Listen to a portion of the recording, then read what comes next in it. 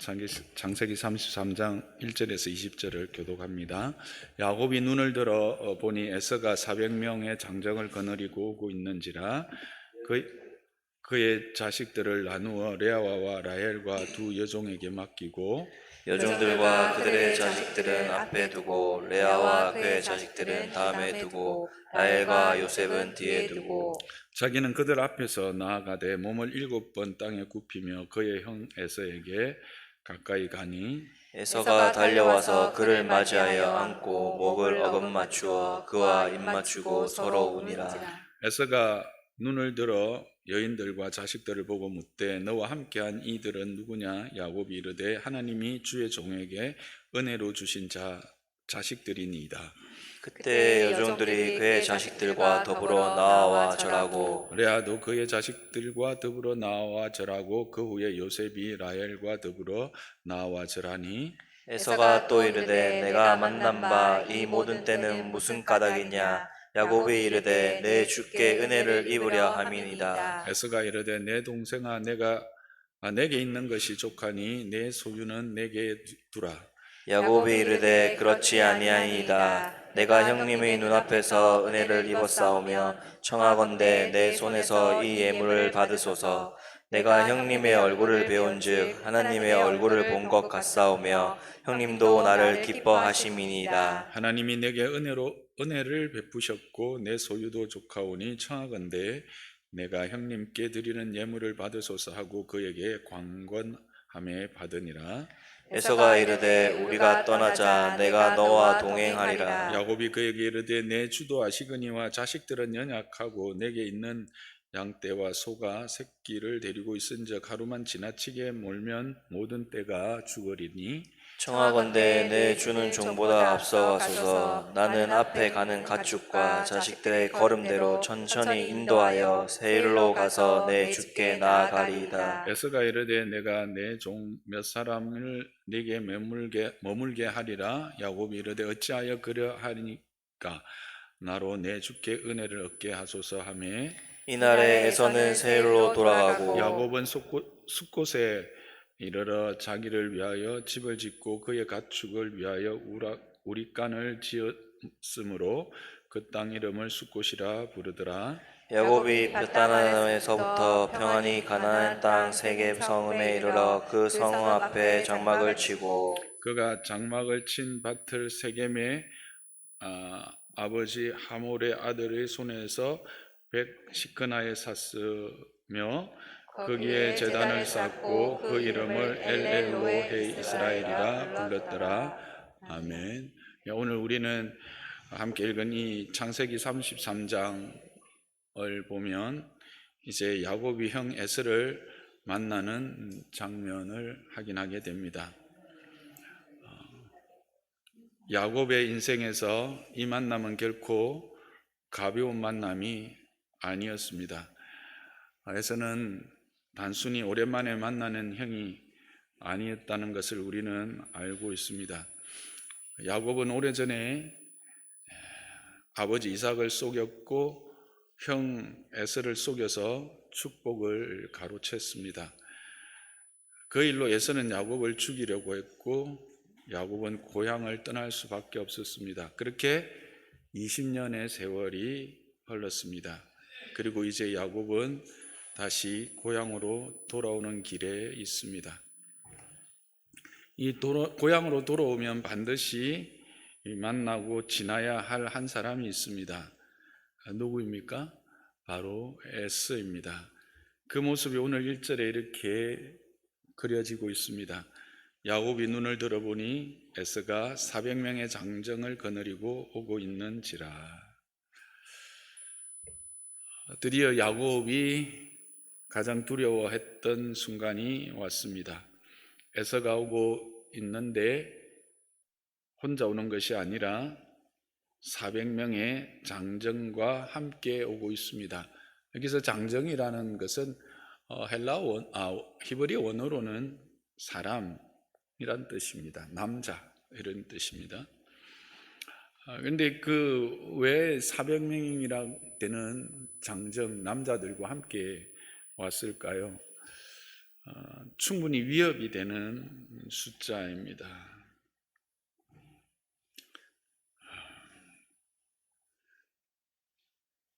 특히나 이 에서는 야곱을 죽이려고 했던 사람인 것을 우리는 알고 있습니다. 창세기 27장 41절을 한번 볼까요? 함께 읽어보겠습니다. 그의 아버지 야곱에게 축복한 에서가 야곱을 미워하여 심중에 이르기를 아버지를 곡할 때가 가까웠은즉 내가 내 아우 야곱을 죽이리라 하였더라고 말합니다. 여기서 죽이리라라고 하는 이 단어는 그저 이제 죽이다 뭐 이 정도가 아니라 아주 폭력적인 수단을 동원해서 내가 죽일 것이다. 어떤 복수심에 의한 살해를 표현할 때 사용했던 단어입니다. 그리고 이것의 어떤 문법적인 의미를 따져보면 강한 의지가 담겨 있습니다. 단순히 미래에 일어날 일을 그냥 이야기한 것이 아니라 내가 반드시 죽이고야 말겠다라고 하는 강한 자기 의지와 결단을 나타낸 단어입니다. 이 소식을 리브가가 들었고 또 그것을 야곱에게 전했고 그래서 지금 이삭에게 전했고 또 야곱에게도 전했고 그래서 야곱이 결국은 외삼촌이 있는 밧단 아람 하란으로 떠날 수밖에 없었지 않습니까? 그러니까 이것을 야곱은 잊을 수가 없는 거죠. 형을 만날 때 그 형의 이 분명한 결단, 의지를 기억하고 있기 때문입니다. 그런데 그 형이 지금 400명의 장정들과 함께 오고 있는 겁니다. 그래서 이 장면은 그냥 20년 만에 형제가 상봉하는 그런 장면이 아닙니다. 어떤 장면과 같이 이 야곱은 느낄까요? 이 심판의 장면입니다. 뭔가 전쟁을 시작하는 것 같은 그런 느낌이었을 것입니다. 그런데 3절에 우리는 의외의 모습을 보게 됩니다. 그것은 어떤 모습입니까? 야곱이 자신의 가족들을 앞서서 에서를 만나는 모습입니다. 3절을 다시 보시면 자기는 그들 앞에서 나아가되 몸을 7번 땅에 굽히며 그의 형 에서에게 가까이 가니라.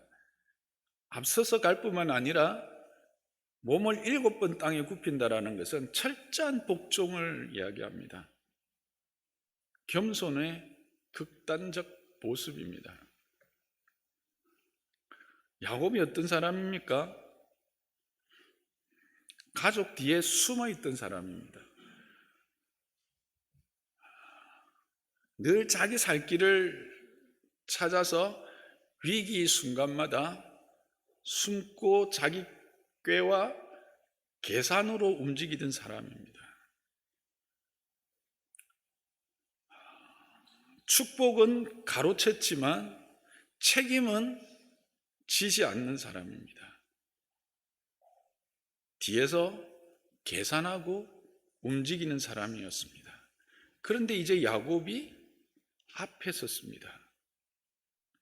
두려운 현실 앞에 섰습니다. 직면하고 있습니다. 자기가 풀어야 할 관계 앞에 당당히 섭니다. 자기가 책임을 져야 할 그 자리에 서게 됩니다.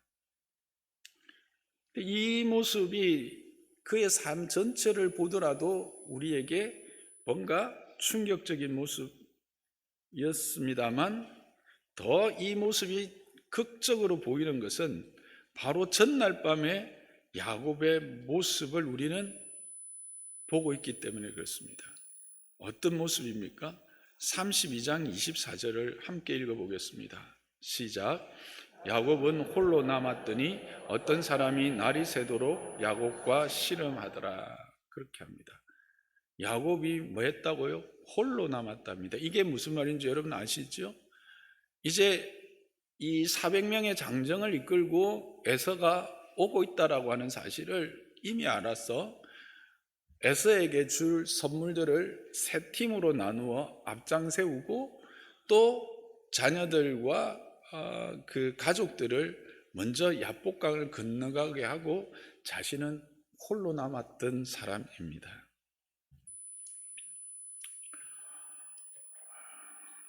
그런 그가 지금 그 가족들 맨 앞자리에서 에서 형을 맞이하고 있습니다. 뿐만 아니라 그는 몸을 7번 땅에 굽히며 에서에게 나아가고 있습니다. 이 모습은 어쩌면 아첨하려고 하는 모습으로 해석할 수 있지만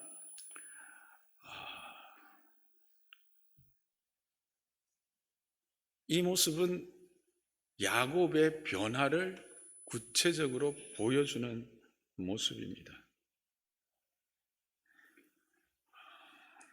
그것을 알 수 있는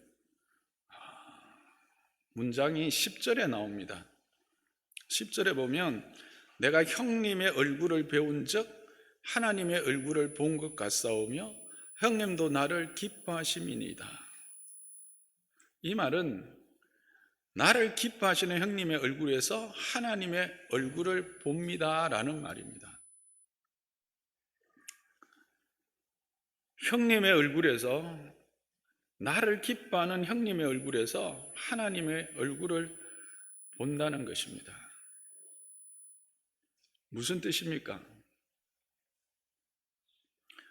야곱에게 에서의 얼굴은 20년 동안 자신을 죽이려고 쫓아오는 심판과 공포의 얼굴이었습니다. 그러나 하나님께서 에서의 마음을 만지시는지 어떤지 지금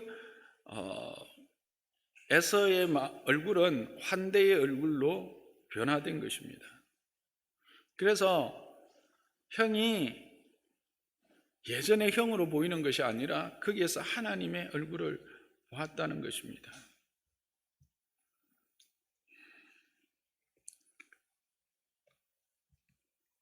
이 말은 한 걸음 더 나아가서 이야기해 보면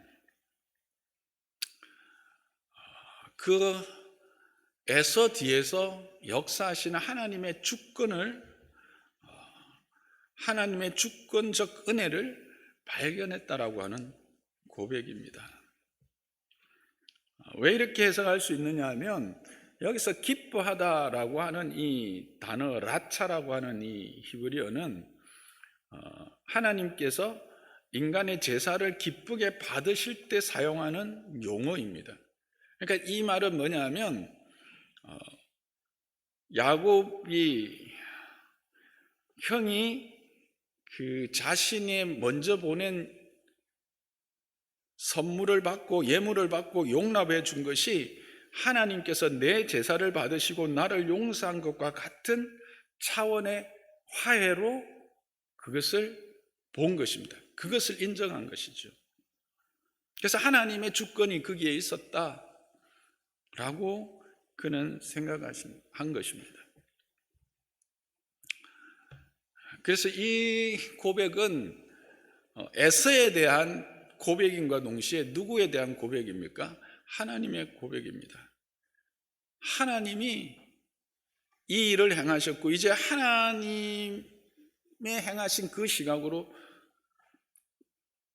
야곱은 에서를 보았고 자기의 삶을 보게 된 사람으로 변화됐다라는 것이 이 문장의 참된 의미인 것 같습니다.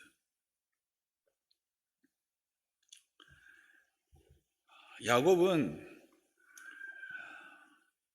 이제 상처만 보는 사람, 그 얼굴에서 두려움, 그 환경만 보는 사람이 아니라 그 뒤에 역사하시는 하나님, 그 하나님의 주권을 보는 사람으로 변화되었다라는 것을 우리는 확인하게 됩니다.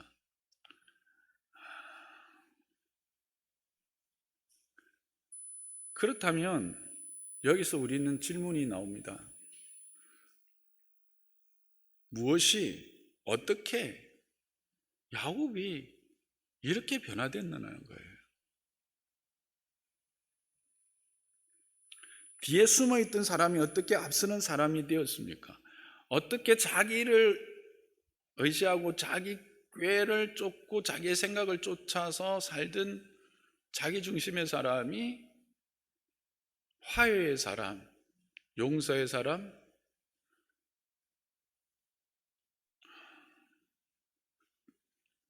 그런 시각이 변화된 은혜의 사람이 되었느냐는 거예요. 그것은 바로 야복강에서 찾아오신 하나님 때문입니다. 앞에서도 보았듯이 창세기 32장 24절에 홀로 남았는데 그때 날이 새도록 야곱과 씨름했다고 합니다. 누가요? 어떤 사람이라고 되어 있습니다. 근데 이 어떤 사람은 누구일까요? 나중에 야곱은 이 어떤 사람을 만난 그곳을 무엇라고 이름 짓습니까? 브니엘이라고 이름 짓습니다. 하나님과 대면하여 본 것이다. 하나님의 얼굴이다. 하나님과 얼굴을 보았다라는 의미죠. 그리고 호세아서 12장 3절에서 4절을 통해서 보더라도 그곳에서 이 야곱이 실험한 그 어떤 사람은 하나님이었고 천사였다라고, 하나님이 보낸 천사였다라고 분명히 이야기하고 있습니다. 그러므로 이 야곱과 실험한 분은 단순한 사람이 아니라 하나님의 임재를 드러내는 존재, 하나님의 사자입니다. 그래서 즉 어쩌면 하나님께서 야곱을 직접 다루신 것으로 우리는 봐야 합니다. 그러면 여기서 한 가지 더 질문을 또 하게 됩니다. 그것은 왜 하나님은 야곱에게 실험이라는 방식으로 찾아오셨을까 하는 겁니다. 이 실험이라는 의미가 뭘까 하는 거예요. 한국 사람에게 실험 이렇게 하면 뭐가 생각납니까? 삿바 뭐 이런 것들이 생각이 나는데, 그러면서 뭐가 생각나죠? 몸을 부닥치는 게 생각나죠. 치열한 그 몸을 부닥치면서 막 힘을 쓰는 것들이 생각나죠.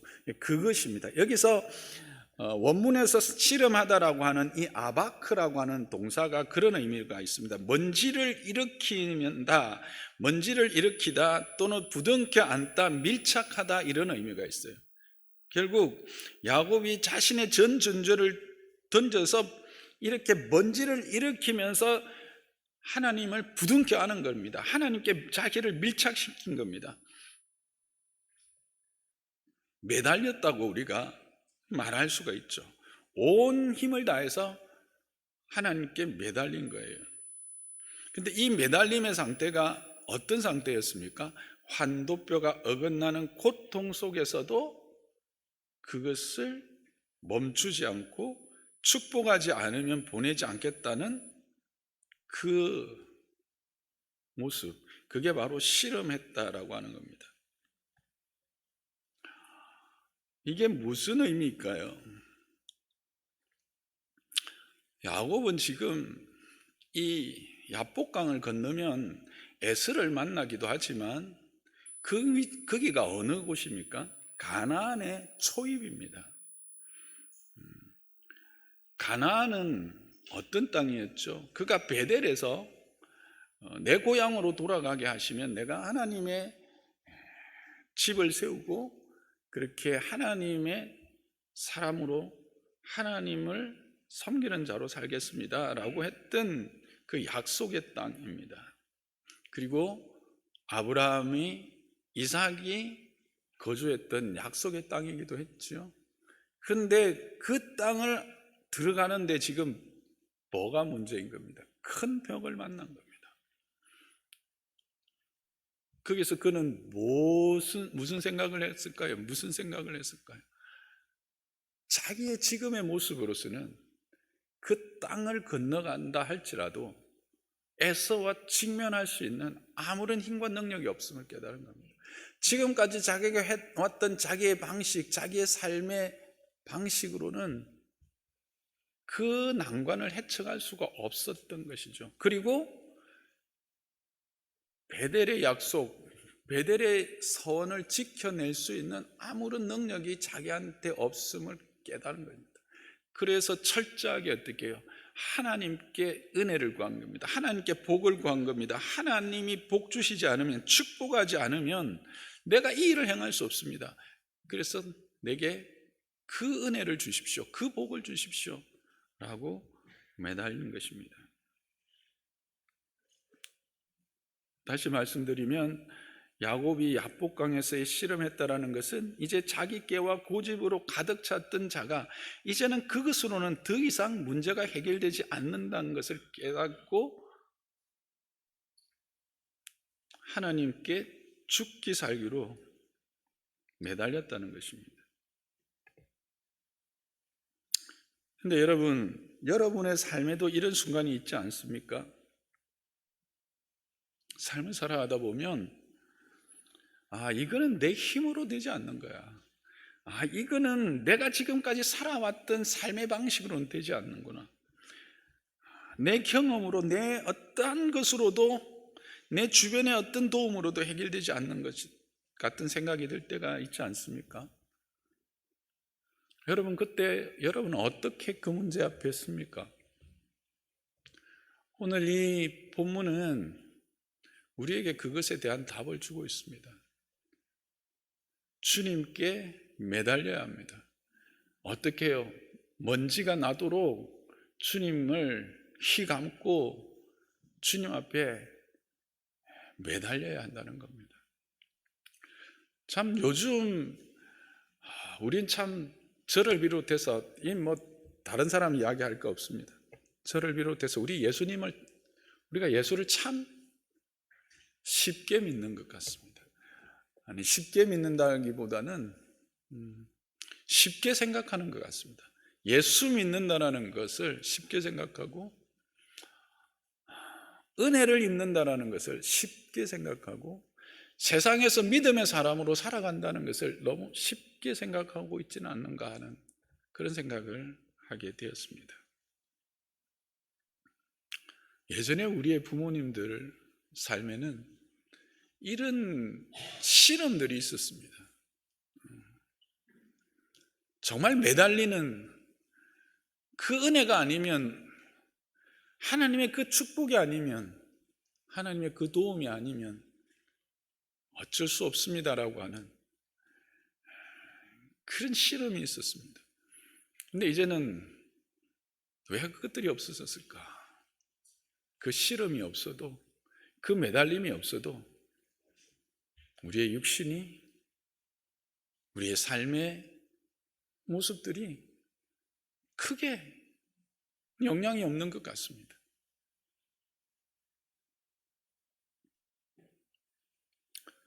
그러나 과연 우리의 삶의 이유가 단지 이 땅에서 조금 더 편안함과 안락함 안에서 그냥 먹고 마시는 것에만 있을까? 어쩌면 우리는 만몬의 그 깊은 수렁 안에 거저 빠져 있는 상태는 아닐까? 물질이 가져다 준 이 풍요 안에서 참으로 소중한 것을 잃어버린 채 방향 없이 살아가고 있지는 않는가 하는 생각을 이 아침에 하게 됩니다. 저를 보면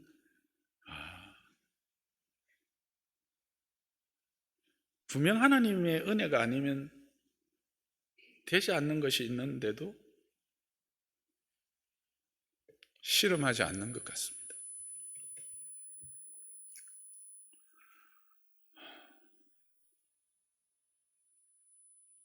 이 야복강의 실험은 육체적인 몸을 부딪히는 싸움이면서도 동시에 야곱의 깊은 영적 실체를 드러내는 사건이었습니다.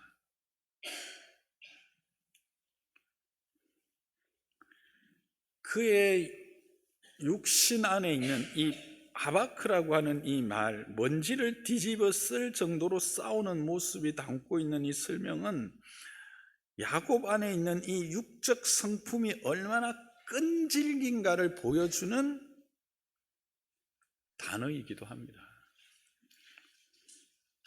우리 안에 있는 이 끈질긴 육적 성품들을 어떻게 하면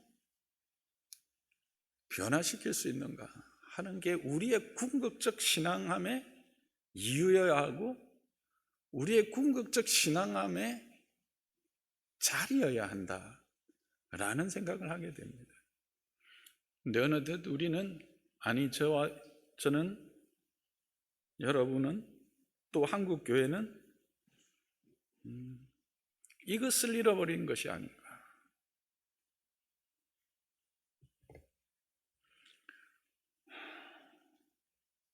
그래서 하나님이 야곱의 환도뼈를 쳤다라고 하는 것은 어떤 의미인가? 인생에 있어서 자기 꾀와 자기 계산으로 살고 자기 방식으로 버티던 야곱의 중심을 꺾으신 것입니다. 환도뼈는 고관절이지요. 고관절이 꺾이면 더 이상 중심을 잡고 자신의 힘으로는 설 수 없는 존재가 되어버립니다. 우리는 야곱이 씨름해서 이긴 사람으로 알고 있습니다. 그래서 무조건 하나님께 매달려야 된다, 이게 초점인 것처럼 생각하지만 그게 아닙니다. 하나님은 그를 환도뼈를 쳐서 그의 중심을 무너뜨려버린 겁니다. 지금까지 네가 살던 방식, 네가 살던 그런 모습, 너의 가치관으로는 네가 진정 내 아들로서 아브라함과 이삭의 하나님이 너의 하나님이 되는 그 삶을 살아가기에는 온당치 않다.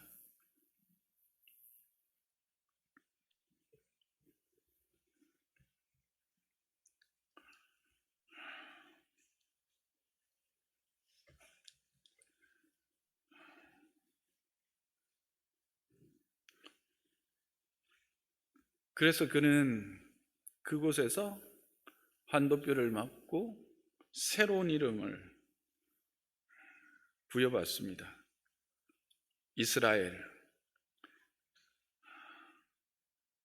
하나님과 겨루어 이겼다라는 뜻이죠. 근데 이게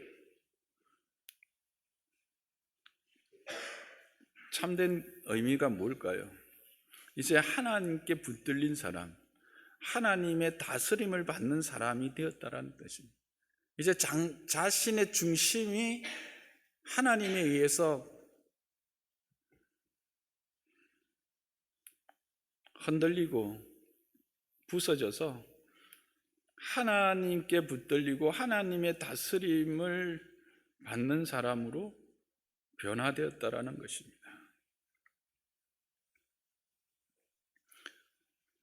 그것이 결국 야곱으로 하여금 이제는 숨는 사람이 아니라 책임을 지고 앞서는 사람이 되었고, 참으로 겸손하게 형 앞에 존중을 드러내며 화해를 행하는 자가 되었고, 그런 모습이 결국 그로 하여금 에서의 얼굴에서 하나님의 얼굴을 보는, 즉 사람의 모습에서 하나님의 일하심을 보는 자리에까지 나가게 된 겁니다.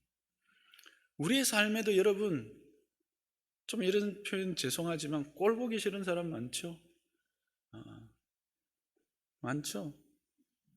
근데 그것뿐만 아니라 더 힘들게 하는 정말 어려운 사람들이 있습니다. 어쩌면 저도 이제 막내로 자라서요, 좀 이렇게 큰 권위 있는 사람들 앞에 서면 저도 모르게 제가 쫄려요. 그 사람은 나한테 뭐 아무것도 안 했는데도 막 이렇게 쫄려요. 근데 그런 게 이제 우리의 그 모습이잖아요. 근데 그런 상황 가운데서 그 사람이 보이는 게 아니라 그 사람 뒤에서 역사하시는 하나님을 보면서 그 사람을 대하고 그 사람에게 하나님의 하나님 되심을 보여줄 수 있는 사람으로 야곱은 변화되었다라는 겁니다.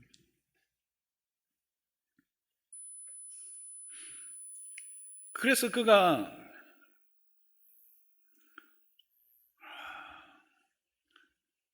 결국 어떤 모습으로 나타납니까? 마지막 20절에 보면 세겜에 가서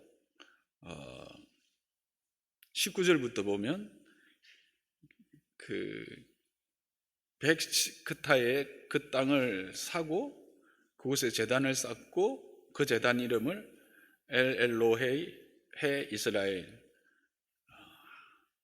부릅니다. 이 말이 뭐죠? 하나님, 이스라엘의 하나님, 엘은 하나님입니다. 엘로헤, 이것은 나의 이스라엘, 이스라엘의 하나님, 하나님, 이스라엘의 하나님이란 뜻입니다. 이스라엘은 누구입니까? 바로 32장에서 야곱이 받은 이름입니다. 결국 여기서 진정한 베델의 그 서원이 완성됨을 보고 있습니다. 내가 하나님께서 나를 내 고향으로 돌아가게 하면 거기서 내가 내 하나님으로 섬기겠다라고 했던 것을 실현합니다. 뿐만 아니라 이 세겜이라고 하는 것도 의미가 있습니다. 한 걸음 더 나가면 세겜에서 값을 주고 땅을 샀다는 것도 그저 그냥 땅을 샀구나가 의미 정도가 아닙니다. 여러분, 세겜이 어떤 곳이죠? 창세기 12장 6절에서 7절을 한번 보시기 바랍니다. 창세기 12장 6절에서 7절을 보면 그곳이 바로 아브라함이 가나안으로 들어와서 첫 번째 제단을 쌓았던 곳이고, 그곳에서 하나님이 말씀하셨던 복, 즉 내가 이 땅을 내 자손에게 주리라고 하신 곳이 세겜이었습니다. 그러니까 야곱은 지금 세겜에서 온 것은 사람들이 그 본문을 이제 해석을 할 때 야곱이 에서를 두려워해서 그냥 그 에서가 간 곳과 반대되는 세겜에서 자리를 잡고 세일 땅으로 가지 않고 세겜에서 그냥 자리를 잡고 거기서 머물렀다라고 해석을 하지만 그것은 아닙니다. 야곱은 세겜이 어떤 땅인 것을 기억한 것입니다. 아브라함이 첫 제단을 쌓았던 땅이요, 그곳에서 하나님의 구체적인 언약하셨던 것이 다시 확인시켜 주셨던 땅인 것을 그는 기억했고, 그리고 거기 와서 그는 돈을 주고 땅을 샀다는 것은 이제 정착할 것이다라는 것을, 이제 이 땅이 하나님의 땅이요 하나님의 약속의 땅임을 확인하고 고백하면서 이제 그의 서원을 실제적으로 실천할 것을 이제 다짐했고, 그것을 실행하는 모습이 바로 이 모습이고, 한 걸음 더 나가서 이제 그것이 아브라함의 하나님, 이삭의 하나님에서 실제적인 이제 나의 하나님으로 엘로헤 이스라엘로 불려지는 땅이 된 것을 확인하는 자리입니다.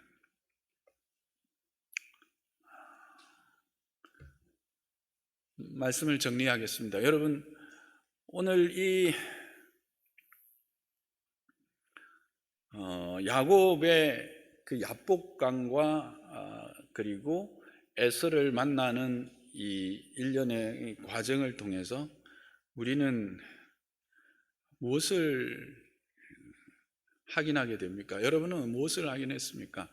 먼저 우리는 하나님이 어떤 분이신가를 다시 한번 만나게 되죠. 하나님이 이 야곱을 끊임없이 동행하시면서 그의 삶의 주관자로서 변화시켜가고 계신다라. 어떤 위기의 순간에 늘 찾아오셔서 그것을 어떻게 바라보고 어떻게 해결해야 될 것인가를 다양한 모습으로 깨닫게 하시고, 그리고 그 하나님 앞에서 굴복하게 하시고, 그래서 그 하나님을 온전히 의지하여서 자라게 하십니다. 그래서 하나님의 은혜를 누리며 그 은혜에 합당한 자로 세우시는 것을 우리는 오늘도 보게 됩니다. 그러면서 동시에 우리의 신앙함이라는 것이 어떤 것인가 하는 것입니다. 우리의 신앙함이라는 것은 어떤 계속 드리는 말씀이죠. 어떤 한순간의 은혜로 모든 것이 다 완벽해지고 모든 것이 다 완성되어지지는 않는다는 사실을 우리는 야곱의 생애를 통해서 철저하게 배우고 있습니다. 여기 세겜에서도 어떤 일이 생기죠? 다음 주에 여러분 이제 큐티 하시는 분은 아셨겠지만 결국은 어떻게 됩니까?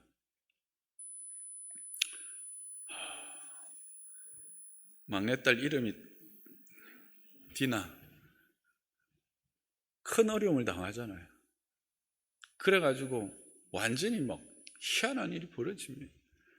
그러니까 이게 우리의 인생에 있어서 어떤 한순간이 끝이 아니고 하나님 앞에서 우리는 끊임없이 하나님을 의지하고 하나님의 지혜를 구하고 그럴 수밖에 없는 인생이고 그게 신앙함이다 라고 하는 거고, 그 신앙함의 그런 자리에서 늘 하나님은 우리와 동행하시면서 우리에게 끊임없이 은혜를 베풀어 주신 하나님이다 라고 하는 사실입니다. 그러면서 우리는 이 본문만 가지고 조금 또 적용해 보자면 하나님의 사람은 어떤 사람일까 라고 하는 것을 이 에스를 만난 이 야곱을 통해서 본다면, 하나님을 만난 사람은 변화되는데 어떻게 변화되느냐 하면 책임지는 사람으로 변화되어집니다. 자기가 감당할 것을 감당해내는 사람으로 변화되어집니다. 그리고 화해의 사람으로 변화되어집니다. 겸손한 사람으로 변화되어지죠. 그리고